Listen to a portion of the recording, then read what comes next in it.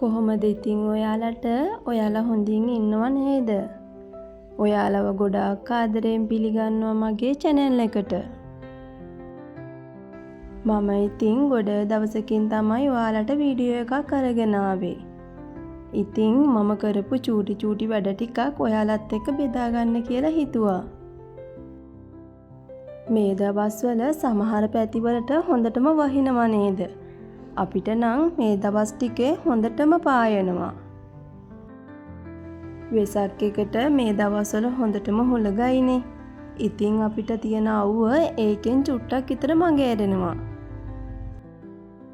අවුරුදු වලට ගෙදර මකුල් දැල් කඩලා අස් කරගත්තට පස්සේ මට තාම මකුල් දැල් කඩලා ගේ අස් කරගන්න බැරි වුණා. එහෙම් පොඩ්ඩක් අස් කරගත්තට හොඳට මකුල් දැල් කඩලා අස් කරගන්න බැරි වුණා. ඉතින් මම අද හිතුවා මකුල් දැල් ටික කඩලා හොඳට ගේ අස් කරගන්න. ගොඩාක් මකුළු දැල් බැදිලා තිබ්බේ නැති වුණාට එහෙම් පොඩ්ඩක් විතර තිබ්බහම ඒක දකිද්දි හරි කැතයිනේ. ඉතින් මම මුළු ගේම මකුළු දැල් ටික ඔක්කොම කඩලා ඉවර කරගත්තා. මකුළු දැල් ටික කඩන්න කලින් මම ඇදට දාලා තිබ්බ කොට්ට උඩ බෙඩ්ෂීට් ඔක්කොම හොදන්න දාගත්තා. ඊට පස්සේ බඩු මුට්ටු ටික ඔක්කොම ගසලා දාලා පිහදාලා ඉවර වෙලා තමයි මම මේ බෙඩ්ෂීට් ටික එලාගන්නේ. මකුළු දැල් කඩන දවසට මට නම් මුළු ගේම හොඳට අස් කරගන්න ඕනේ. තියෙන බඩු මුට්ටු ඔක්කොම ඇදලා කරලා ඒව ගසලා පිහදාලා ඔක්කොම අස් කරගන්නවා එදාට. ඉතින් එහෙම මකුල් දැල් ටික කඩලා මුළු ගේම අස් කරලා දාගත්තාම හිතට හරිම සතුටුයි.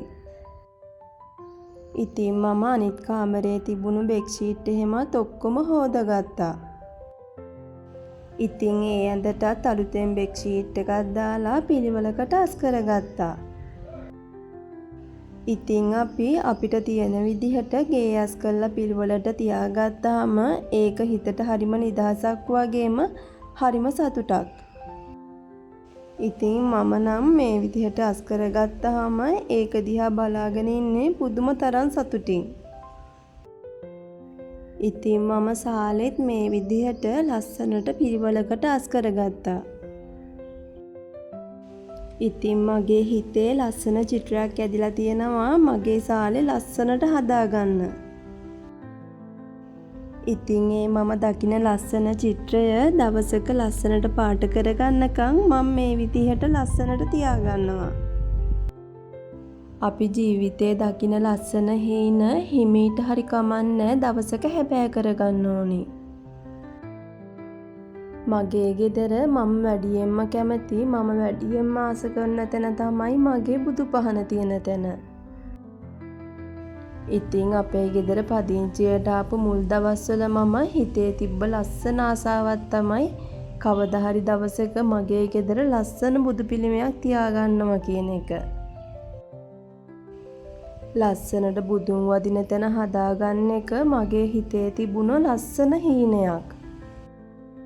අද ඉතින් මම දැකපු ඒ ලස්සන හීනය මේ වෙද්දි හැබෑ වෙලා තියෙනවා. ඉතින් ඒ වැඩ ටික ඔක්කොම ඉවර වෙලා මම කව්පි ටිකක් තිබ්බා ඒකත් චුට්ටක් ටෙම්පරාදු කරගෙන හොඳ ප්ලේන් ටිකක් හදාගත්ත බොන්න. ඉතින් මේ විදිහට වැඩ ටික ඔක්කොම ඉවර වෙලා ප්ලේන් ටිකක් හදාගෙන බිව්වහම මහන්සිය නිකම්ම නැති වෙලා යනවා. ඉතින් හවස් වෙලා මම ඇඟ හොදගෙන එහෙම මල් ටිකක් කඩාගෙන ආවා. ඉතින් මම පීරිසියේ මේ විදිහට ලස්සනට මල් ටික හදාගත්තා. ඉතින් අද මේ විදිහට පාට මල් තියලා මල් පීරිසිය ලස්සනට හැඩ කරගත්තා. හවස් වරුවට මම කරන්න ආසම දේ තමයි පහන තියන එක. පහන තියලා ඉවර වෙලා මම දැන් රෑට උයන්න තමයි හදන්නේ. අද රෑට ඉතින් මම බීෆ් කරි එකක් හදන්න තමයි හදන්නේ. මම ඉතින් මස් එකට කහ කුඩු ටිකක්, ගම්මිරිස් කුඩු ටිකක්, අමු තුන පහ කුඩු ටිකක්, ගොරක කෑල්ලක් වගේම ලුණු ටිකක් දාලා කවලම් කරලා තියාගත්තා.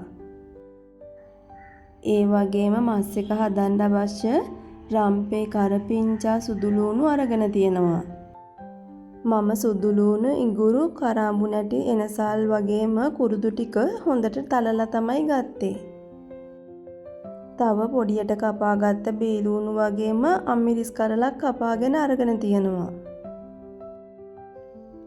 මුලින්ම මැටි ඇතිලියක් ලිපෙන් තියලා ඒක රත් වුණාට පස්සේ අපි ඒකට පොල් තෙල් ටිකක් එකතු කරගන්නවා. පොල් තෙල් ටික රත් වුණාට පස්සේ අපි ඒකට මුලින්ම බීලූණු ටික එකතු කරගන්නවා. ඊට පස්සේ අපි තලාගත්ත සුදුලූණු මිශ්‍රණය එකතු කරලා ටික වෙලාවක් ටෙම්පරාදු වෙන්න තියාගන්නවා. යාන්තමට මැලවීගෙන එනකොට අපි ඒකට කරපිංචා රම්පේ එකතු කරලා කවලම් කරගන්නවා. දැන් තෙලට මිරිස් කුඩු හැන්දකුයි බැදපු 3-5 කුඩු හැන්දකුයි දාලා හොඳට කවලම් කරගන්න ඕනේ.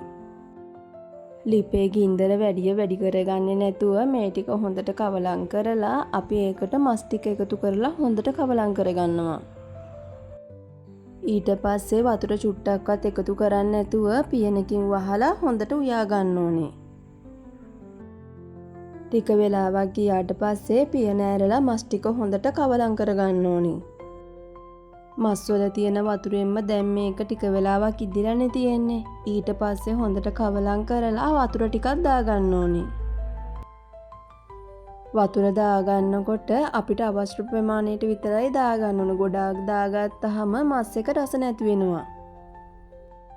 මම දැන් කපාගත්ත අමිරිස් කරලත් එකතු කරලා පියන වහලා ටික වෙලාවක් උයා ගන්නවා.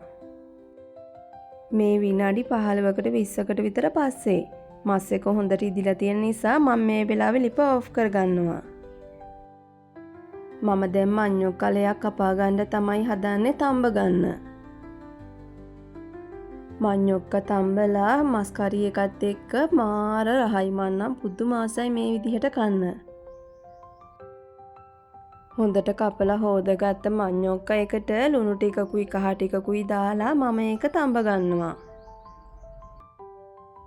හවස මමයි ෂැඩෝ එළියට වෙලා ඉන්නකොට ඉස්සරහා වත්තේ මේ හරක් රෑනම ඇවිල්ලා හිටියා. අනේ ඉතින් බලන්නකො මේ චූටි පැටියාගේ තියෙන හොරතලේ. එයාගේ අම්මගෙන් කිරි බිබී ඉන්න ලස්සන. අනේ ඉතින් මට නම් මේ චූටි හරක් පැටව දකිනකොට හරිම ආදරේ හිතෙනවා. ඉතින් අද මගේ දවස ඔය විදිහට තමයි ගත වුනේ.